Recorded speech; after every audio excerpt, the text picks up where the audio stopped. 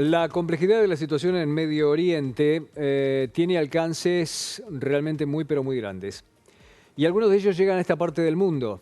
El articulado de posturas, de apoyos, de rechazos, de análisis que se hacen es ciertamente complejo y ha tenido un par de manifestaciones ciertamente complicadas. Una de ellas sucedió hace poco más de 24 horas cuando Bolivia ha decidido romper relaciones con Israel por el tipo de respuesta militar que da a la brutal masacre que hizo el 7 de octubre en territorio israelí. La otra la está articulando ahora mismo la República Argentina. Acabamos de anticipar que la Cancillería argentina acaba de presentar una protesta porque el cuadro de situación es realmente muy delicado y la Argentina se sumó a la posición, por ejemplo, del presidente de Chile, Boric, y también del presidente Petro de Colombia, condenando la respuesta israelí al ataque terrorista del Hamas. Quiero saludar a Fernando Pedrosa. Fernando es profesor, es especialista en estudios asiáticos y un observador muy fino de la política internacional. Fernando, muy buenas tardes. Buenas tardes, Pepe, ¿cómo estás? Bien, muy bien.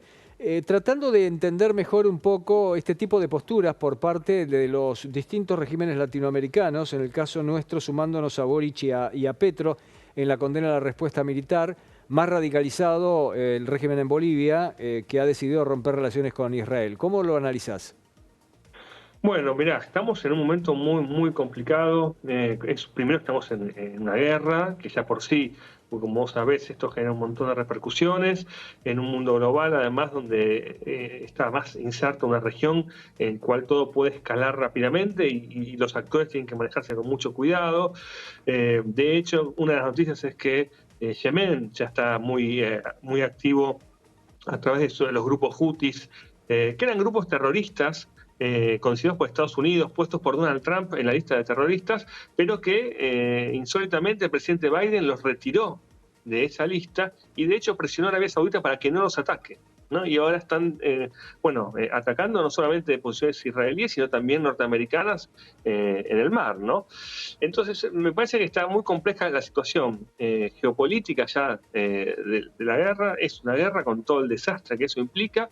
Y además estamos en una guerra, posiblemente para nosotros, para América Latina, digo, a diferencia de la guerra ruso-ucraniana o alguna otra, que tiene un carácter simbólico muy importante, ¿no? Que además, o sea, que a las cuestiones de la guerra le abre toda una serie de posicionamientos y de dilemas que no tienen que ver exactamente con lo que pasa ahí, sino con dilemas políticos.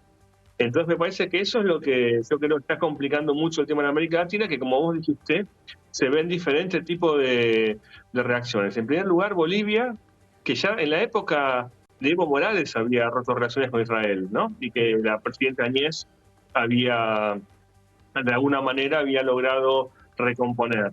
Y en una posición un poquito más, digamos, diplomática, tanto Chile como Colombia llamaron a los embajadores, a sus embajadores respectivos, a consultas, es decir, retiraron a los embajadores de Israel, ¿no? Y eso en el mundo diplomático lo que significa es como una especie yo diría más que protesta, ¿no? Como casi un castigo.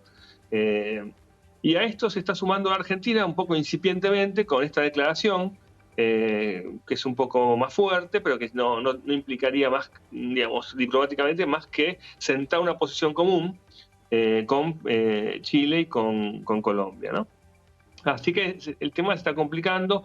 A esto se le suma que Venezuela es un aliado tradicional también de los grupos palestinos, y que en el caso de Irán, en el caso de Bolivia, más hay un acuerdo de defensa y de coincidencias geopolíticas con Irán, ya más formalizado, ¿no? Te diría que para terminar este panorama, Uruguay presenta algo diferente, porque Uruguay primero que se abstuvo. Vos sabés que en la Asamblea de las Naciones Unidas hubo un llamado a un cese del fuego, que tuvo muchos votos, y entre las abstenciones estuvo Uruguay. Y esto le generó también conflictos internos al presidente Lacalle Pou, ya que la izquierda, el Frente Amplio, en el Parlamento le pide explicaciones por qué se abstuvo y no apoyó el llamado al cese del fuego. Vamos a ver, Fernando, vamos a centrarnos un poco en la postura argentina. Es llamativa la postura argentina. En primer término, porque Argentina tiene una de las 3 comunidades judías más importantes del mundo. Segundo, porque Argentina ha sufrido no uno, 2 atentados terroristas de un origen muy parecido a los atacantes que ahora han provocado la brutalidad que provocaron en territorio israelí. Y tercero, permitime, Fernando, ser absolutamente cruel, frío. Yo sé que no se mide en estos términos, pero ¿qué esperaban que iba a pasar en cuanto a una respuesta de Israel después de haber decapitado bebés, haber quemado, perdón por el término, es fuerte, haber quemado y orinado cadáveres, haber matado a mujeres embarazadas, haber hecho lo que hicieron? ¿Realmente qué esperaban que iba a suceder como respuesta por parte de Israel? Lo que pasa es que, como te decía al principio, empiezan a jugarse otras cosas. Por ejemplo, en Chile, una gran comunidad palestina, ¿no? En Estados Unidos, las encuestas, las últimas encuestas dicen que la gran mayoría de la población cree que Biden es demasiado pro-israelí. Y por otro lado, yo te diría, para terminar ese rato que vos decís, creo que Israel está teniendo algunas victorias en el campo de batalla, pero no está tan efectivo en otro de los espacios que se combate una guerra, que es en la cuestión de la propaganda, la cuestión de presentar las posiciones, de influir en los debates políticos. Y en este punto yo creo que jamás se ha mostrado como un hábil propagandista, ¿no? Un hábil propagandista, donde además tiene un campo fértil porque hay muchos movimientos de izquierda que también son hábiles propagandistas, que tradicionalmente identifican a Israel como un aliado de Estados Unidos y por tanto no importa qué es lo que haga o qué le pase a Israel, forma parte un poco del menú, del repertorio de estrategias habituales, oponerse a Israel, ¿no? Entonces yo creo que están pasando todas esas cosas y como en una guerra generalmente es muy difícil tomar una posición moralista para juzgarla, ¿no? Porque efectivamente lo que decís vos, acá hay estados. El Estado de Israel, ¿cómo va a responder un Estado a una agresión como la que sufrió? Evidentemente, si fuésemos nosotros funcionarios de un Estado, de un organismo internacional, y los estados, esta es una respuesta propia de un Estado agredido, de una opinión pública propia de un Estado agredido que le reclama a su gobierno que castigue a quien lo agredió. Entonces, efectivamente, eso va por un carril, ¿no? Basta que después los periódicos, las redes, los partidos políticos, los que estamos a miles y miles y miles de kilómetros de esa situación, los que ni siquiera saben lo que está pasando, se informan por otras vías y por otras cuestiones que también generan lo que es la opinión pública internacional, ¿no? Por eso también eso es parte de la guerra. Y yo creo que, como te decía, creo que Israel está siendo menos efectivo en esta discusión y lo que vemos sobre todo en Europa, ¿no? Donde hoy, por ejemplo, los sindicatos belgas están evitando que Estados Unidos le envíe armas a Israel, con las manifestaciones que hubo en Francia, en Inglaterra, incluso con la repercusión de los programas que se vieron en Dagestán hace unos días, ¿no? Me parece que estamos en un momento complicado, ¿no? Donde, no sé, quizás el momento del mundo, un crecimiento del antisemitismo también en muchos lugares, está haciendo que los actores tomen posiciones quizás no han sido las que se esperaban a priori, ¿no? Muy breve porque ya nos tenemos que ir porque la verdad estamos muy excedidos en el tiempo, pero me quiero tomar de un punto muy interesante que nombraste, muy interesante, una fuerte población palestina que tiene Chile que ayuda a la toma de decisión por parte del presidente Boric.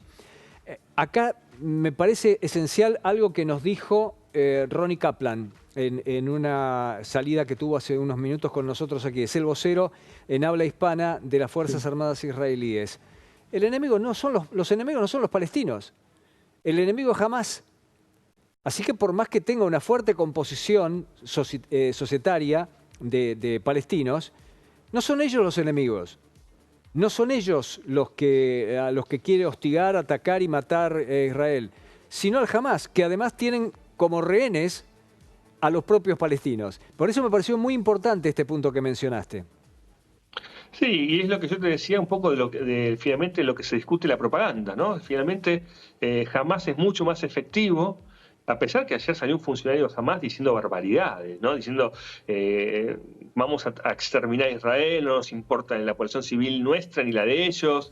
Me parece que Israel tiene que prestar más atención a cómo está presentándose esta guerra a los ojos de la opinión pública, ¿no? Porque me parece que ahí es donde está fallando el razonamiento de lo que te dijo Kaplan. Si no, habrá que mostrar a todo el mundo definitivamente cosas que son horribles de ver, como los estudios forenses de las víctimas del 7 de octubre.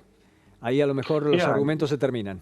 y sí, la opinión pública creo que es adulta y si Israel tiene información que podría apoyar tu posición en la guerra, debería compartirla. Fernando, quiero agradecer mucho tu tiempo. Hasta luego, Pepe. Muchas gracias a vos. El profesor Fernando Pedrosa. Tenemos más información y se la contamos ya.